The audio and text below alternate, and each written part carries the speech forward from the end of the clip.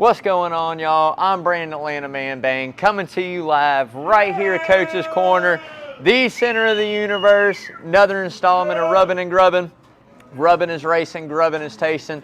Thank you guys for tuning in, man. Got a lot of news to go over in the past couple weeks. Not only to mention that, we got a great week right here, getting ready right before Christmas to get this thing rolling, man. So we're going to go ahead and get right into it. If you've never tuned in, this is your first time, we like to start the show out with what we call the word of the day. So there again, if you never tuned in, the way that we play is Lawrence, producer, is going to throw a word up here somewhere on this screen. When he throws that word up, every time during tonight's show, whenever I say that word, you're going to take a sip of your favorite adult beverage. Doesn't matter what it is. Definitely going to end up having a good time if you play along. As I always like to say, it is all age appropriate as well. If you're under the age of 21, grab an energy drink, grab something sugar. I know you kids are out of school. Mine are. Enjoy the night, stay up late, and see what goes on, man. So we're going to go ahead and get right into it. Today's word of the day is going to be, I have no idea what it is. Lawrence is throwing it up there. Every time I say that word, make sure you take a sip, man. So getting right into the NASCAR news, y'all, we're going to start it out and get these couple sad and somber things out of the way. Big news today, Bob Keselowski, father of Brad Keselowski, passed away today at the age of 70. Bob is a former ARCA champion and one of the pioneers in the Camping World Truck Series, man. So my condolences and prayers go out to that family as well right here before the holidays and Christmas and New Year's coming up, man. So thoughts and prayers with you from the Rubbin' and Grubbin' crew, Brad. So another one, Danny Earnhardt, youngest brother of Dale Sr., former mechanic and crew member on that, also passed away last week.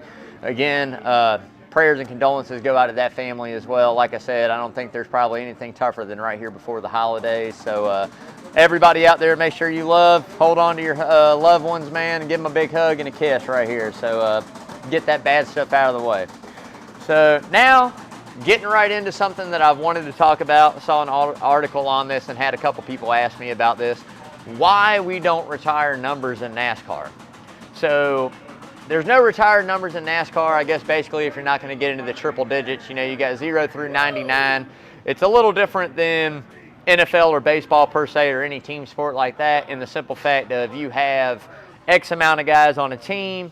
Every team's different. You've got a number 5 on every single team or a number 1 on every team, et cetera, et cetera. In NASCAR, you only have 0 through 99, and that is it. And certain teams buy the rights to certain numbers. So in the concept of it, unless we start going into triple digits, which to me there's not really that many numbers that should be retired in NASCAR, maybe 5, 6, 7, 8, somewhere in there. I mean, not a lot, but as the sport goes on and grows older, there would be a lot more. So that's the reason we don't retire numbers in NASCAR, is just for the simple fact it's 0 or double 0 through 99 in any form or fashion. And like I said, there again, it comes up on that news with the 3 not being retired. I can definitely say that's probably one in my book that should be. One that shouldn't be in my book is probably the 24, and we all know, to me, that's the greatest driver of all time. I think there's things that he did in the sport that you're never going to see again, but also at the same time, you got guys like Jimmy Johnson in the 48, 7 championships, the 43 Richard Petty, 7 championships, all come with different scenarios, right? So the 3, obviously, with Earnhardt Sr., I mean, that kind of put NASCAR on the map. The 24 with Gordon, young kid came in, 93 wins, 4 championships. I mean, that's something to be proud of. The 48, there again, 7 championships, 5 in a row. And the 43, when you look at it, the guy still owns a number, now he's a minor owner in it. But at the end of the day, there's a lot of different outliers to it. But I think if we ever did start to retire numbers, it would get a little difficult with certain things. But at the end of the day, maybe it's something we should look into. Would love to hear your guys' comments, and drop me something on here during the show. Drop me something on the YouTube channel about it, how you feel about it. It'd be greatly appreciated, man. NASCAR has also announced, speaking of numbers, that they're going to start allowing chrome numbers again in the sport as of 2022. So for a while there, NASCAR got away from the chrome numbers. They took those away. Moving back in 2022. There again, like I said, going to be able to officially run chrome numbers. So we'll see how that comes into effect, certain paint schemes that we got going on, what it does for certain teams, and there again, their overall look for the year. But hey, we're gonna see what it does, man. So something else just to add into the mix there. So Want to give a big shout out to John and Adele Henderson here at Coach's Corner again for allowing me to do this on Wednesdays, man. I tell you all the time, two great, amazing people, do a lot for charity, give you the shirt off their back if you needed it. So, like I said, during this time, if you're looking for a reason, bowl season's here, man. Come on up here to Coach's, catch your favorite bowl games, catch your favorite sports that's going on live right now. There's no better place in Savannah to do it than right here, Coach's Corner, the center of the universe, Thunderbolt, Georgia, y'all. So make sure you come out and help support a great patron of our city and just great people overall, man. So more big news coming right in, man. NASCAR spending some money not only on the next-gen car, but they're also spending a lot of money on this LA Coliseum race set to kick off the season in 2022. It's a non-point paying race. As we all know, it's just for the money, all for the show and the dough. And the points get kicked off right there at Daytona 500. But NASCAR has estimated that it costs $1 million to turn this into a quarter-mile track resembling Bowman Gray. Now, the one thing I will say is if you think that's a lot of money, you got to look at what it cost them to do Bristol. It cost almost $2 million to hold that one dirt race there at Bristol. And if you ask me, not one of my favorite things that NASCAR has done here in the recent future. To me, those are two of the best races you could possibly have. We'll see what it does this year, moving it into a dirt night race. But at the end of the day, I think there's a lot of better ways we could be spending that money. But there again, I'm not NASCAR, and you got to pay the cost to be the boss. So until somebody else fronts up the change, it looks like they'll be making the rules and making the decisions over there. So there again, talked about last week, major announcement coming up for Stewart-Haas. As Tony always does, finds a way to put his team in the spotlight and in some news. Got a new sponsor. Going to go over there and sponsor the 14 car of Chase Briscoe. Make sure it's, make sure I pronounce this right. Mahindra Tractors jumps on board with SHR to sponsor that 14. So there again, another somewhat big sponsor coming in to sponsor some races. So the more the merrier. And as I said, Tony always finds a way to get his stuff out there in the news, man. So Noah Gragson, AJ Allmendinger, and Daniel Hemrick are all set to be a three-headed monster to drive that 16 car in the Cup Series for Colleague Racing. I tell you, AJ Allmendinger did a great job, came home with a win there at the Indy Road Course. So what the hell, you know, at the end of the day, man, the more the merrier. I will say this. It is going to be a little bit more of a challenge for that team to run consistently, depending on how many races Daniel Hemrick and Noah Gragson hop in that car compared to Allmendinger. Just for the simple fact, three totally different driving styles, three totally different communication points inside the car, relaying to team. And not only that, three guys with different amount of experience. You know, we've seen AJ Allmendinger come into the Cups, back to Xfinity, into the Cup, back to Xfinity. Daniel Hemrick had his shot there in the A car before Tyler Reddick took it over. And Noah Gragson is a big up-and-comer, which, to be honest, I really like Noah Gragson. I think he's got a great driver mentality. He don't take no BS from nobody, and he's very aggressive. So, like I said, that's going to be the most difficult part for that team to get worked out. But there again, we saw it last year with Allmendinger. Maybe one of these three guys goes out and gets another win for this team on the Cup Series level. So we'll just see how it goes, but it's going to be difficult. So Todd Bodine returning to the Camping World Truck Series, I think for 6 races this year coming up. If anybody's been a favorite of the Truck Series there for a while, Todd Bodine was a big name for a long time. Won a lot of races. Not only that, took a wild ride there at Daytona or Talladega, one of those racetracks. Took a wild ride up into the fence, man. Kyle Busch, y'all. But I tell you what, at the end of the day, man, it's exciting to see some of these older guys coming back in to do something they love. He had his few years off. He's back. Going to be excited to see what he can do. So there again, this is just some nonsense news I read about, and I got a good laugh out of it and kick out of it. So anybody that knows anything that's younger than me, Jake Paul talks NASCAR after boxing. So I'm not really going to talk about the boxing thing. I mean, at the end of the day, I think it's kind of a gimmick, not only for him. I mean, evidently the man's got some kind of skills.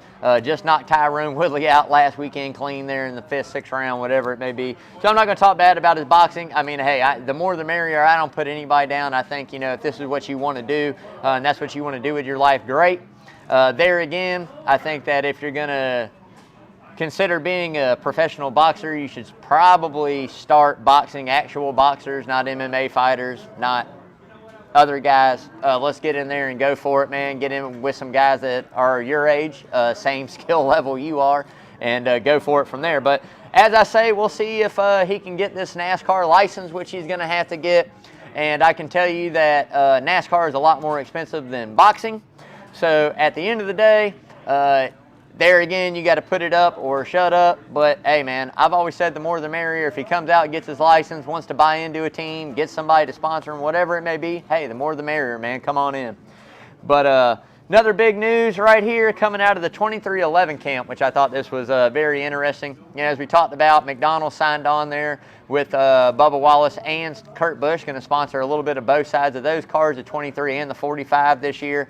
But Wheaties is jumping on board, man, to kind of, you know, specialize in Michael Jordan's 19th Wheaties box appearance, man. So that'll tell you the things that the Air himself, you know, Mr. Air Jordan has done, being on the box 19 times, man. But going to be exciting. Probably going to be a pretty cool paint scheme there through Wheaties with those cars. And like I said, moving on up in 2311, man, gonna do some big things.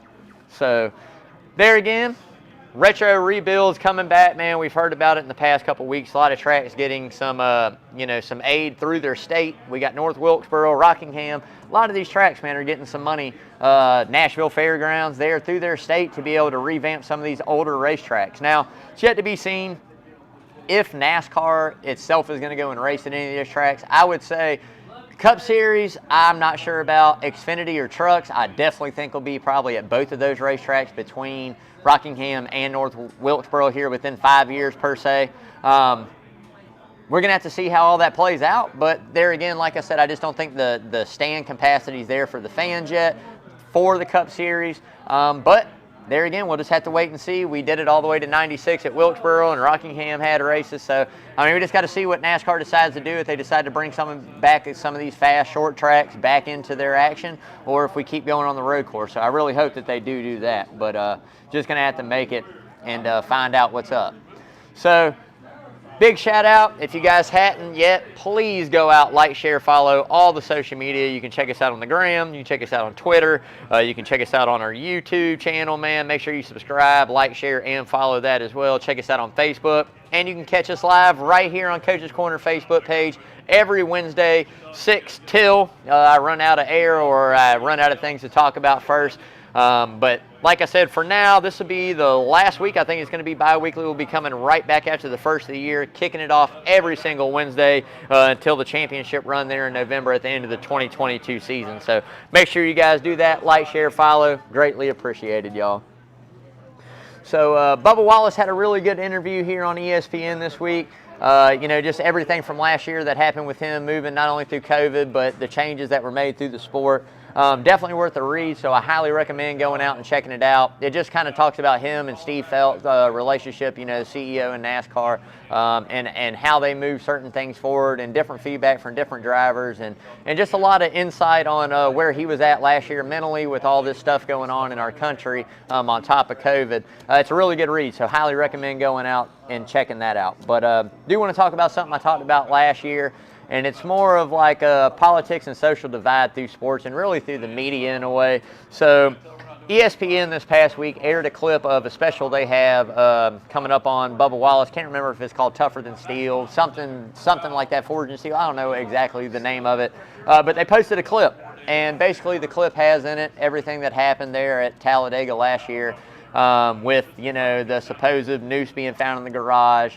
And, you know, after the investigation was done, it found out it wasn't. It was just a garage door pull, and the different things that led to that. But there were so many folks out there that jumped on ESPN so hard for this. Not necessarily Bubba Wallace himself, but a lot of different news outlets, Fox News, a lot of different guys jumped on him saying, hey, you know, this is misinformation. They shouldn't be putting this back out there. It wasn't a noose. It was this. You know, there was even one I read from a guy that said, you know, it's race baiting in a way, comments on Twitter. So, man, they got it caught pretty hard. But the one thing I do want to bring up about this whole situation is, regardless how you feel and your outlook on it, and regardless, you know, what side of the fence you're on the issue, at the end of the day, I look at it as what it did for NASCAR altogether and what it did for the nation in a way, right? So, like, we're going through all the stuff. We had the George Floyd. We had Ahmaud Arbery very close to here in Savannah with all that stuff going on. And not only that, you know, for this to come up, whether it was a hoax, whether it happened, whether it didn't, what it did for the sport of NASCAR was great. I mean, we all saw everybody come together, walk this man on pit road, crew members were standing, drivers were standing, families were there, escorted him all together as one nation, right? One NASCAR nation, which really we need to kind of take a look at as a whole nation, as the United States of America, and learn to come together as we did in the sport of NASCAR, which I've said for a long time, beyond the way a lot of people look at NASCAR as being this, you know, redneck, racist sport. You know, Bubba also helped to lead the change of the Confederate flag coming down at races and different things. It's not a big deal to me about any of that. How I feel about it, I'm not going to get into about any of this, but what I will say is for what it's done, it all came together for one purpose, one cause, one person, in a way for a nation. So, like I said, at the end of the day, I think what NASCAR did, how they came together was amazing. Definitely want to check out this special they have going on, because there again, like I said, they aired one clip, wasn't the whole thing. I'm sure they go back and give you the information of it being found that it wasn't what they expected it to be, but nobody even gave them a chance. And on top of that, we didn't even talk about the good that came out of the situation, which is what we do a lot of times. We always like to focus on the negative as news outlets and not the positive, you know, reactions from an action. So for that, like I said, to NASCAR and everything they did last year, I will tip my hat to you on that, man. Here we go, back into the NASCAR stuff, man. Nextgen testing went on last week.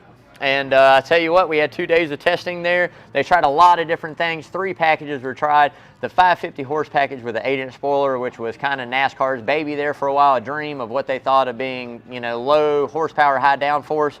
That got tested. We also had a, you know, 670. We had with a 6-inch spoiler, and then we also had a 670 offset, right?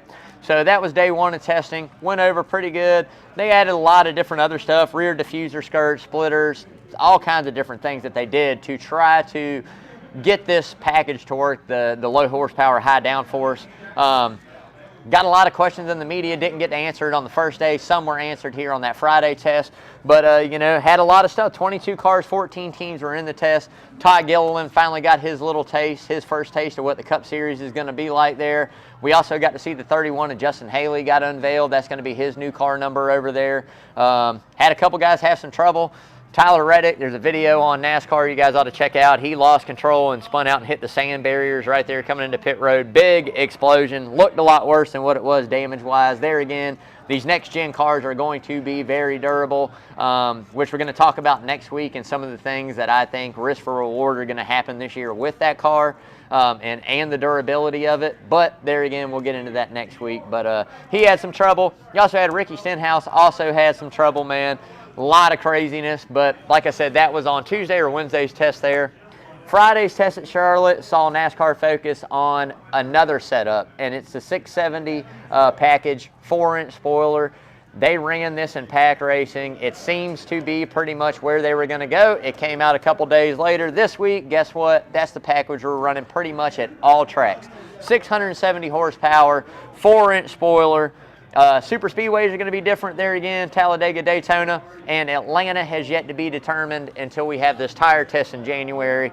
As y'all know, I'm super excited. A lot of folks are super excited. Reconfiguration of Atlanta, shrinking the track down, increasing the banking, brand new asphalt. I was there last time they did this. Cars were extremely fast. So it's going to be interesting to see what they do horsepower-wise and downforce-wise. I really hope they don't change it at all. I hope that they bring this setup here to Atlanta. It's a driver's track anyways. With the new pavement, it's not going to wear and tear on tires like we saw, but I really hope they bring this package and run this package. I'm stoked, excited to see it, man.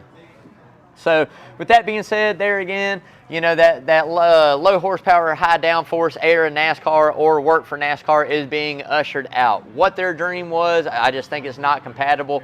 We saw it somewhat in last year's model car where at Atlanta, at certain tracks, when you get in dirty air, you just weren't able to make those passes that we're used to seeing. Whether you had a big run or not, guy would block you, take the air off your front end, take the air, get you in dirty air, and it killed the car. And when they started doing this, it killed the car big time. There's some videos out there, highly recommend checking it out. So with that being said, I think that they configured it. got a good package, got a good base to start on. As we all know, here in the next 2 to 3 years, it's going to be tweaked a little bit.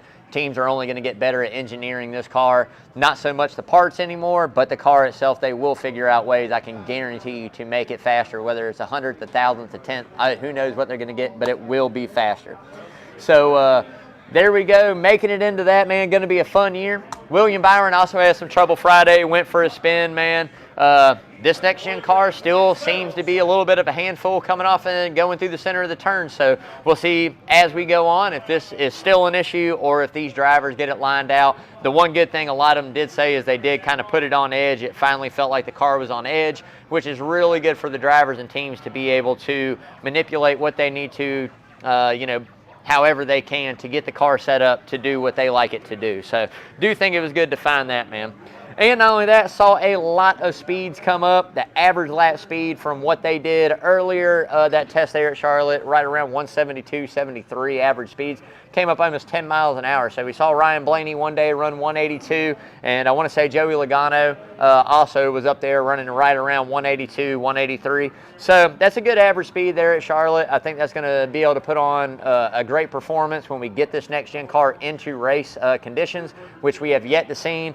They did 30-lap stints, pack racing somewhat, if that's what you want to call it. But I'll tell you, at the end of the day, there's not going to be anything like a 325-lap race there at Atlanta to see who comes down to the nitty-gritty and wins it, man. And very usually long green flag runs at a lot of these 1.5 miles. So we'll see how that car does, not only on fuel mileage, but also on tire wear, and also what kind of racing we get out of it. So super excited to see that coming up, man.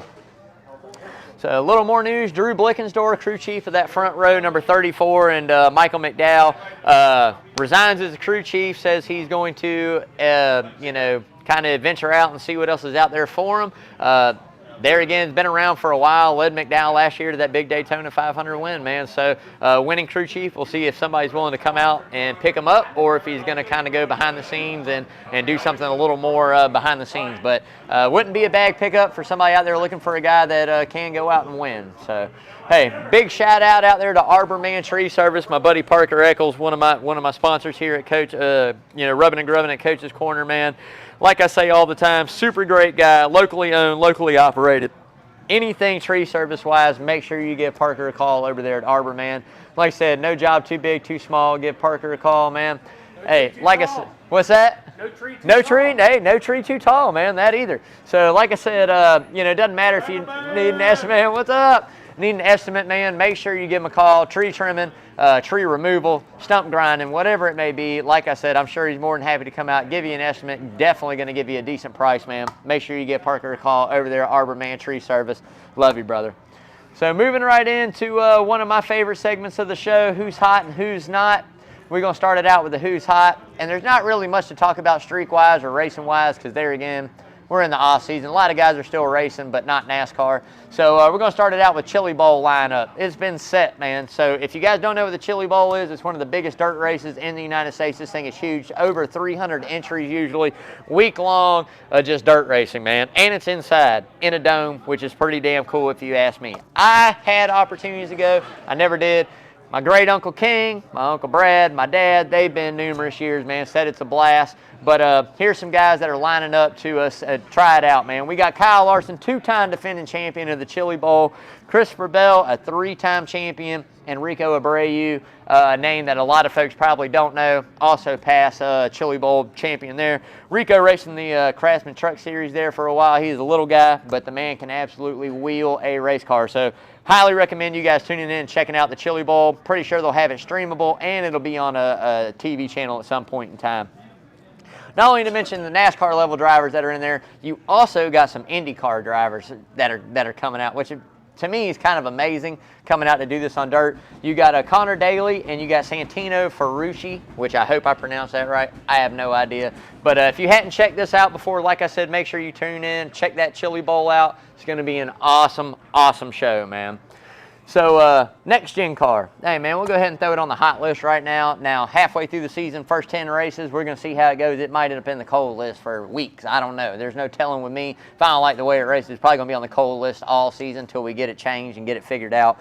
But hey, right now we'll put it on there. Like I said, not only for what NASCAR's put in over the last couple years to get this car to the point of where it is with driver safety and just kind of lessen how much it costs to run these teams every single year with what they did. But giving them kudos, man, for figuring out that the 550 horsepower and the high downforce was just not going to work. It was not going to put on the type of racing I think they thought it would. Wasn't going to be a lot of passing, maybe a lot of runs, maybe a lot of guys caught together. But as far as the passing goes, it just wasn't going to perform. So NASCAR goes out and does what NASCAR does best. They make the executive decision. 670, 4-inch spoiler. Man, think they're headed in the right direction. Think it's going to give the drivers back some throttle control. They're going to be able to drive the car instead of pretty much holding it flat out, not being able to do anything with a run. And there again, like I said, a few other things we're going to go over next week with the risk for reward and how hard I think these guys are actually going to push this car, and they're going to push it pretty hard. But we'll get in a little bit more than that. But yeah, man, got to put that on the hot list as of right now. So looking good, coming together, man. Don't have that long till we get to see them on the track. Like I said, February 5th, 6th, somewhere right in there is the Coliseum race, week before the Super Bowl. And then right there at the 20th, man, going to the 500. So I'm somewhere in between 60-something days, somewhere in there. Somewhere right around in there, man. We're getting there. But hey, more big news on who's the hot list. And this is just because I think he is pretty much one of the best track owners in the sport, one of the biggest track owners in the sport. And breaking news today, Speedway Motorsports completes the purchase of Dover International Speedway, man. So there again, if you don't know what motorsport or Speedway Motorsports is, basically it is Mr. Bruton Smith himself. So anywhere you see that little late model car that's red and blue, that's pretty much a track he owns, which it's 11 in total now. So Texas, Charlotte, Atlanta, Sonoma, New Hampshire, North Wilkesboro's one that he owns that hadn't had a NASCAR race. So as I talked about earlier, it coming back in these retro tracks, guaranteed with Bruton Smith owning that track, you're going to see a Truck Series or you're going to see Xfinity Series. You're going to see something there once he gets it rebuilt to the way he likes it and the way they like it and put on a good show. But Bruton has come up, made a great living, bought it for $3.61 a share, which comes out to a whopping total of $130-something million. So there again, if we think that's a lot of money to buy a track, for this man, it's a big investment. He's worth quite a good bit of money. If you want to know, just go Google Bruton Smith, and we'll say he's in the billionaire club. But great guy, man, and a great track owner. Definitely knows how to put on a great show. So we'll see what happens with that. But moving on to the who's not, and just something I've seen in this next-gen car, man. Numbers moving forward on the doors. Not a fan of it at all. I like the traditional center door. Now, Lawrence, my producer, brought something to my attention in the 50s. They had numbers towards the front fender, which I don't even know. I'm pretty sure I wasn't even thought of back then. And it wasn't televised on Sundays the way it is now. So we'll see how it works out. There again, NASCAR's got to make some more room for these sponsors. It is a money sport. This is kind of what makes the sport go round in a way. Without them, yeah, we could probably have a sport. Don't know where it would be. But, hey, man, it's just something I'm not a fan of. We'll see if some of these paint schemes kind of tie them in a good way, make them a little more recognizable for fans, because, I mean, that's how you honestly go by it. Not only a name, but a car number. So we'll see what happens there. But for right now, it's on the who's not list, because I just don't care for it personally. Love to hear y'all's comments about it as well. Drop something on the comments, man. So this brings me a great amount of joy just because of who it's happening to. And not so much for him. I think it's kind of crappy in a way, but I always like to get a little laugh out of it. Big news coming out on the who's not list. Mars Candy Corporation to leave the sport, and JGR and number 18 Kyle Busch after the 2022 season. So not so much mad about it for Kyle Busch or upset about it for Kyle Busch, but I am upset about for NASCAR and where we are as a sport right now. So me, I've been one of the guys talking over the last 3-4 years about how the sport's on an incline. We're coming back. We're getting to those late 90s, early 2000s, mid 2000s where it was just the hottest ticket. Everybody loved NASCAR, right? So I think we're going to get back to that one day. I don't know if it will be as big as what it was, but I think we'll get back to a little bit bigger, man. But there again, losing the most kid-friendly sponsor we have in NASCAR is definitely going to hurt when, in my eyes, the youth movement has got to happen to keep the sport relevant, right? So I started as a kid. I'm in my 30s, mid-30s now. We need kids to start watching it now, to take their kids, to take their nephews, their cousins, whoever it may be, keep the kids involved in the sport, because that's how we end up, keeping the sport alive. So with that said, that does hurt. Now, like I said, major sponsors leaving sucks, but hopefully another is going to step in. Like I said there again, the most kid-friendly sponsor leaving. Wish I could say the sponsor's leaving the most kid-friendly driver that has the most kid-friendly sponsor, but if you've watched any of my shows, I'm in total disarray with Kyle Busch about how he acts sometimes with the M&Ms on the side of his car. Don't think that had anything to do with it. They've been a member, a lot of race wins, a lot of stuff going on there. So I think definitely, like I said, with the driver you have, with the team you have, you're definitely going to find another major sponsor. Now, there's rumors out there that Napa might be coming over to JGR. We're going to see if it's finalized and it gets done. Not going to hurt my feelings any. I like the Hooters cars way better. Chase Elliott's designs anyways. Mountain Dew, something coming in. Hell, Hendrick will sponsor it. He don't matter. Just put it in victory lane, man. But with that being said, this is my outlook on it. The amount of money it costs for one sponsor to sponsor a NASCAR team, which I should have probably Googled it and looked up. I don't know, but I'm sure it's in the millions of dollars. We're in a day and age now where in the mid-90s and those early 2000s, we didn't have social media. We didn't have the online outlets. We didn't have advertisement the way we do now. So when you look at it as a lot of companies wanting to get their product or their company out there and exposed, NASCAR was a great thing. A 3-hour race, 3.5-hour race, it's like a 3.5-hour commercial, especially if you sponsored a guy that, was up front in the lead. You got seen for 300 plus laps, 3 hours, with a lot of folks tuning in.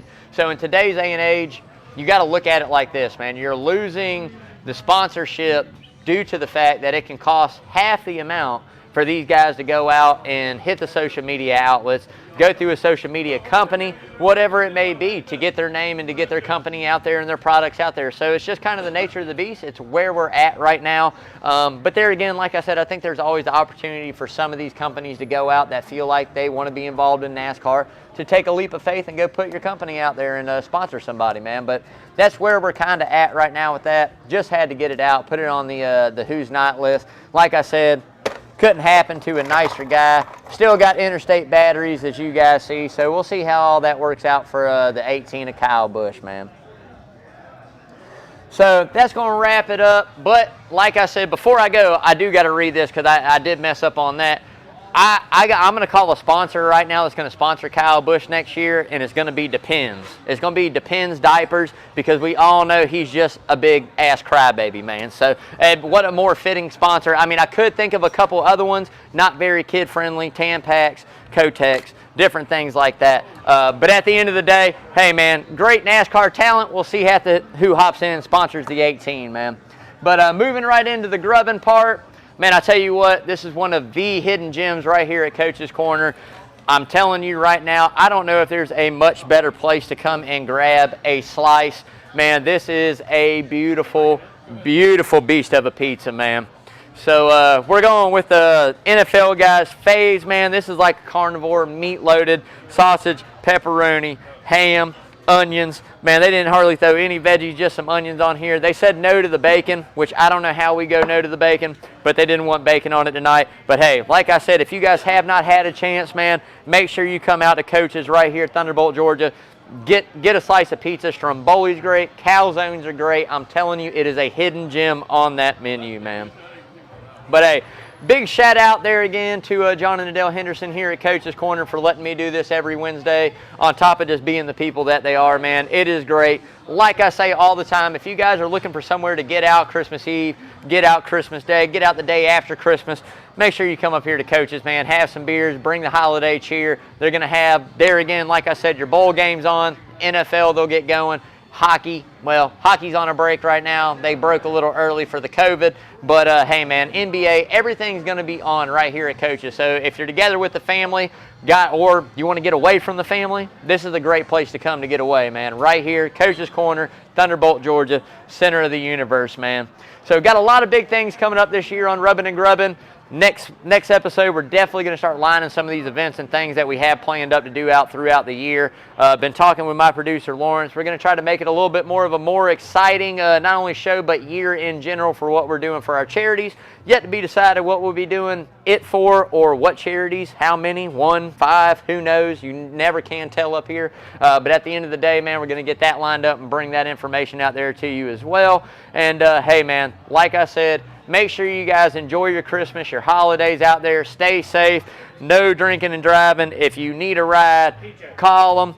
Big shout out to PJ Zuko himself right there at ESPN 1043 Coastal. We're going to be getting it cranked back up right before racing season starts out. You can come in, check that show out every Sunday morning, 9 to 9:30 with PJ himself, myself, 1043 ESPN Coastal. You can also check it out on ESPN Coastal's Facebook page as well.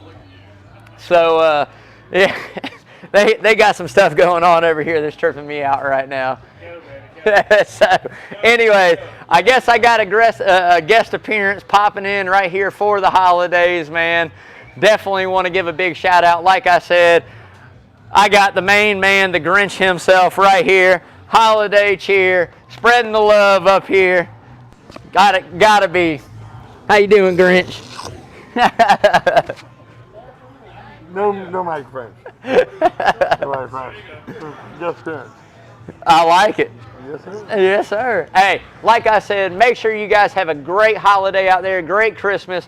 Make sure you tune in. Won't be next week, will be that following week right here on Coach's Corner Sports Network, Coach's Facebook page, live Wednesdays, 6 till. Thank you guys so much. Spread the love. Hug your loved ones. Give them kisses, man. Enjoy your holidays. Merry Christmas. Happy New Year's, y'all. See y'all soon. That was awesome, man. That's great, Bubba. That's okay, because you didn't do that so well. God damn, I didn't know that was happening. Yeah, that was pretty good. I didn't either. I'm like, I got some stuff going on. Yeah. What the fuck was going on? I looked over. I was like, oh man, that's awesome. Yeah. Yeah. You know, when you were going all around Sunday, Yeah. I'm like,